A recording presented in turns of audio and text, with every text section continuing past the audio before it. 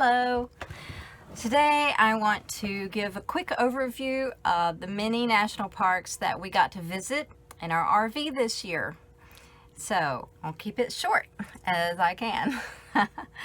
Alright, I've got them all in this hat, little pieces of paper. First one I pulled out is Bryce Canyon in Utah. And we've been to Bryce Canyon before, but this time we got to see Bryce Canyon in the snow. And it was, to me, 100 times more beautiful.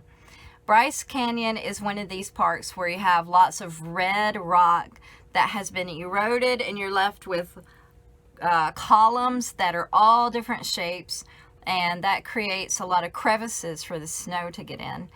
And I just thought that made it a lot more beautiful. We weren't going to go, but we had a detour, and then it put us really near the park. So Bryce Canyon in Utah is worth visiting. It's not very big. You just walk up and basically look at the view. And you're like, wow, who would have known this canyon was right here? Okay, next park is the Everglades National Park in Florida. Before we got married, Kevin worked at the Everglades for a winter, and he talked about it for 35 years. So I was like, I must see this park. The Everglades is, of course, near a lot of water, and so you have a lot of bird life and fish life. One of the things I like is seeing the river of grass, which is basically you're looking at what you think is grass, but actually there's a river underneath, and you can't even see the water. So that brings all kinds of birds. The birds are really cool. He knew a lot of the names of them that I'd never heard of. And we did get to see an alligator in its natural habitat. It was like 9 feet long, so it was a really large alligator, and that was the highlight of our trip. We also saw a lot of manatee and a lot of Spanish moss hanging from the trees, your typical southern Florida stuff. I enjoyed it, but yeah, it's not like one of my top parks, but I'm really glad I saw it. Now here's one of my top parks, the Redwood National Park in California. We've all heard, from the Redwood Forest, so like we all know Redwood, but to go and see it, it was amazing. I learned that there are 3 kinds of redwood trees, and these coastal redwood trees grow really, really tall. It's mind-boggling how tall they are. And I don't think I've ever looked up so much as in the Redwood National Park. Just walking around like this. And the understory was very clean, and so that gave it a different vibe too. It was really nice, like, the elves have come and cleaned up all of the sticks and bushes, and you just have these gigantic trees. Some of them are very wide, but I learned that the sequoias are very wide and the redwoods are very tall. So that was a dream come true. However, I didn't know that the Redwood National Park extends really a long way north to south in California. So we just went to the northern part, and there was an avalanche that had closed part of the road going south, and there were major delays, and that just turned us off, so we didn't go to the southern part. There's a lot more to see. Okay, the next park is Acadia National Park in Maine. My first thought is lighthouse, because we went in our first years of marriage, and then we haven't gone back until this year, and there is a lighthouse there. And I think there are a lot of fir trees, and I'm not used to seeing like the fir trees or any kind of evergreen at the beach because I'm from the southeast. So that was different. And then the lighthouse, and then the rocky coast, all of that, it was new to me when I first visited Acadia. We went this fall, and the leaves were beautiful, but more beautiful in New Hampshire and Vermont. In Maine, it was rainy, rainy, rainy. But the people were so nice, and I remember that too. Acadia National Park is really small. So there's my thoughts on that. Onto a really grand park. The Grand Canyon in Arizona, of course, is awe-inspiring. We've visited many years ago, and I remember the first time I saw it, I just, it's breathtaking. this time I noticed different things. I kind of was more tuned in to the map of the park and the layout and the little path that you can take going around, and took so many pictures. Probably the first time we went, I didn't have digital cameras back then, so took way too many pictures. From an artistic point of view, I kept thinking about how would you paint this picture to show the depth, because when you look at it, you know, we were able to see all these dimensions and how to convey that, and I can't do that. I'm not that talented, but those were my main thoughts when I saw the Grand Canyon this year. Okay, the next one is Sequoia and Kings Canyon National Parks. They often put them together because they're two small national parks in California, and you can visit them separately, but they are kind of connected by a very windy road that we did not take. It's not suitable for RVs. So my first thought is scary, because the roads going up to both of these parks were very steep. And when I say steep, I mean like you've got the pedal to the floor and you're going 30 miles an hour, and it's like and there's no shoulder on the road and a sheer drop off. So I had to close my eyes. Fortunately, I was not driving, so that worked out. And by the time we got up to the park, like, my nerves were shot, and that's the truth. And then I knew we had to come back down through these curves, blind curves, and like riding your brakes and putting it in low gear.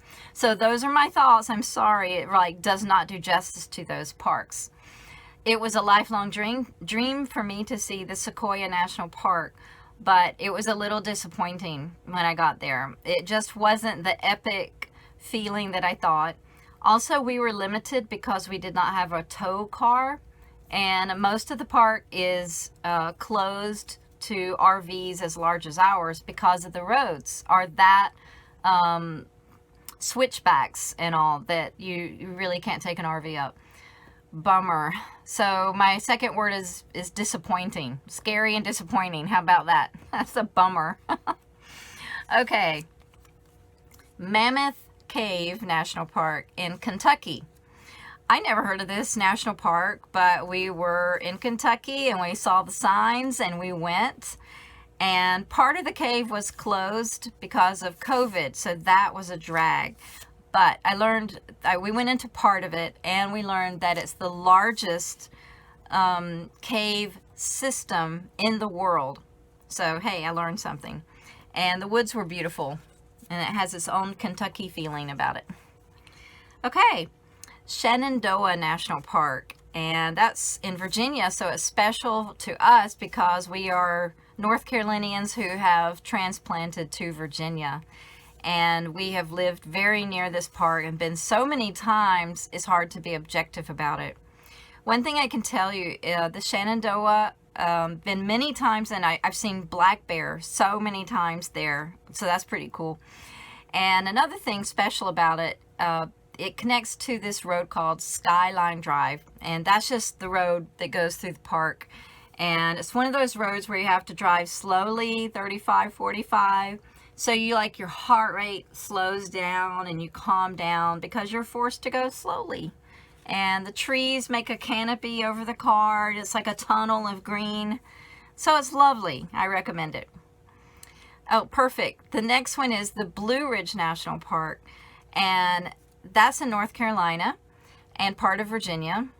And the Blue Ridge Parkway is what they call their road that goes along the ridge of the mountains. And actually, Skyline Drive connects to the Blue Ridge Parkway. And the Blue Ridge Parkway is much longer. And you have awesome views you can pull off and look at the views of the mountains. And my first word when I see the Blue Ridge is home, because that is our home in North Carolina, and we went there on our honeymoon, so we've been so many times. Again, I can't be objective about that one. Very connected to this, the Great Smoky Mountain National Park, which is in North Carolina and Tennessee. Did you know the Great Smoky Mountain National Park is the most visited national park in the United States? I'm talking 12 million visitors a year. The next most visited is Yellowstone, which only has, I think, 3.8 million. So, wow, big difference. And my theory is the East Coast is much more populated and it's a very large national park, and it just gets more visitors that way. The Smoky Mountain National Park does look smoky, kind of like the Blue Ridge Mountains do. It's that the fog that rolls in. And one of the things that's different about these East Coast mountain parks from the West Coast mountain parks, in the West Coast, those national parks, like the mountain is right there, boom, you have a valley and then boom, mountain.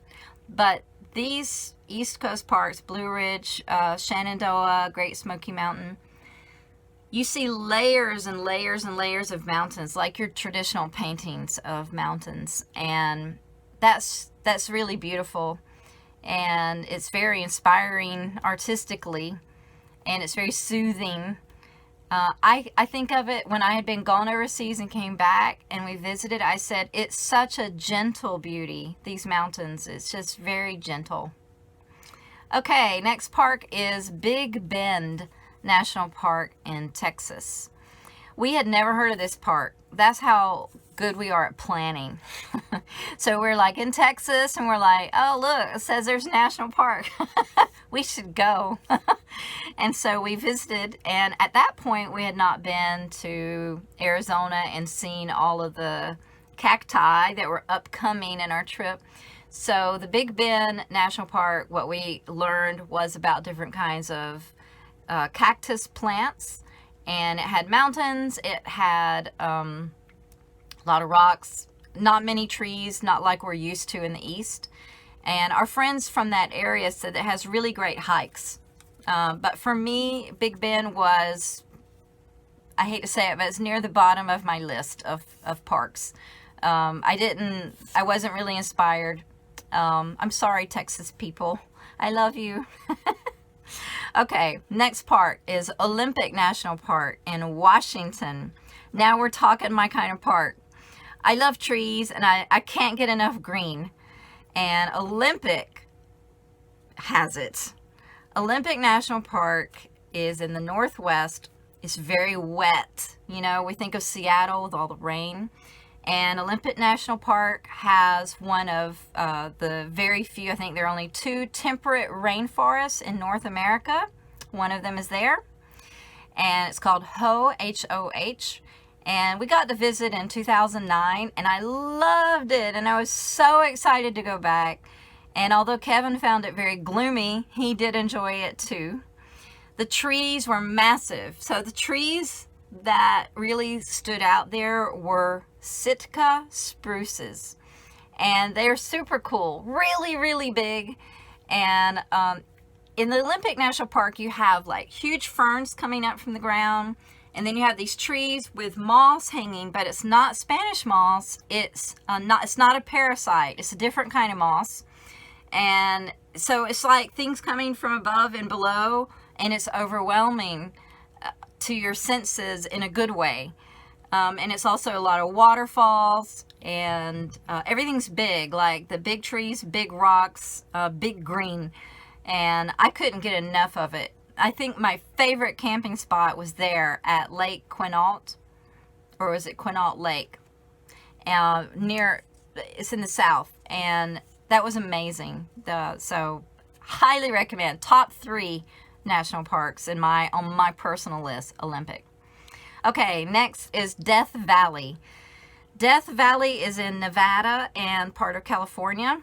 And in a word, I would say surprising, because I thought Death Valley would just be desert. And I had very low expectations. But Death Valley ended up being much more interesting than I thought. We were there in the winter, thank goodness, because it's like, 112 degrees there right now. Death Valley had mountains, it had canyons, it did have an area of sand dunes, and I was surprised. And we got up for sunrise one day and, watched the sun come up. It was really cool. I saw some beautiful stuff there, and it was worth going. I wouldn't want to go back, but I'm really glad I went. Okay, here's a park that's worth visiting more than once. Zion National Park in Utah. I think this is our third trip there, and my word for Zion is ethereal. Zion has like flat land and then the huge mountains that you have to look up so far to see the top. And the sunsets are amazing. It looks like the mountain is on fire. It also has like the fog coming in, and again, ethereal to me. Like they should film Lord of the Rings there. That's my view of Zion. Okay, the next one is Yosemite National Park in California. Yosemite was not on our radar because we are just not so tuned in to West Coast anything. And we were thinking all about Sequoia and Redwood, and then we kept hearing about Yosemite. And so we got to go, and we were so impressed. In a word, my word for Yosemite is bike friendly. It's very flat like Zion, and then really tall mountains.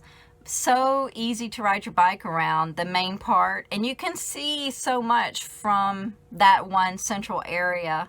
We did not do like major hiking and backpacking to see other parts, and part of it was closed for winter, so we really just saw the main part, but it was impressive. And we have good memories there. And now we know what Half Dome is. It's one of the mountains there. And we saw the Cathedral Rocks and all this stuff that until you've been, you know, it's not like real to you. So that was a really good, surprising experience. The last one that we saw this year is Saguaro in Arizona. Saguaro National Park is named for the saguaro cactus. And that is your classic saguaro that's really tall with arms going out like that. And I did not know the name of that cactus until we went there in Arizona. I learned so much. And it's a very small national park, but I really enjoyed it. We went with some friends, and I learned about other plants too. And while I'm at it, I'm going to say I really loved visiting the Desert Botanical Garden in Phoenix, Arizona. So those are the parks we saw this year. And I think our national parks are our greatest treasure because cities are often very much the same. When you're driving through, you're like, where am I? There's, Michael's and Taco Bell and whatever. It all looks the same, right? But the national parks are created because they offer something unique in nature. That maybe it's the trees or the landscape, or maybe it has to do with the wildlife there. And so really it's something to treasure, and I could just make the whole trip of it from national park to national park. That wasn't exactly what we did, but we did make it a real focus.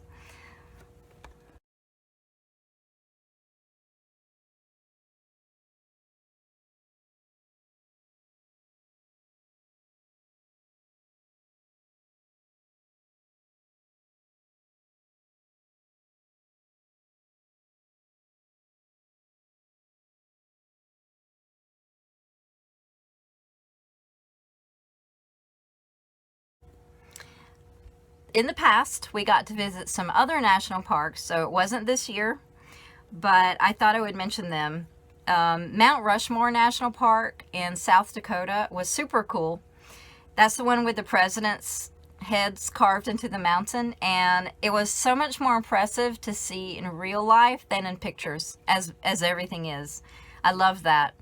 The Badlands in South Dakota was really interesting, small. We've been to Yellowstone a few times, and Yellowstone Park, which is in Idaho, Montana, and Wyoming, is of course worth visiting. It's really large, and it has like 4 or more distinct parts to it. Like the geyser is one part, and the meadowlands is another part.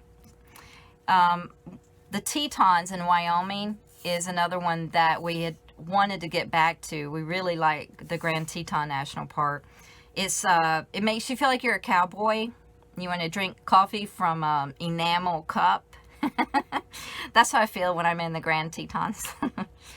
One of our top 3 favorite parks is Glacier National Park, and that's in Montana. It's so far north, almost nobody goes there. I like that. And it's, of course, got glaciers and mountains and lakes. It's just beautiful. Very peaceful, very high elevation. On this trip, we also visited Gettysburg and Antietam battlefield in Maryland and Gettysburg in Pennsylvania. And Kevin really loves history, and I don't. So he enjoyed reading all those historical signs. But those are cool places to visit when you're traveling, and you know, we all need to learn a little something. So I hope you've enjoyed this and learned a little something. And tell me, what's your favorite national park? I'd love to hear it.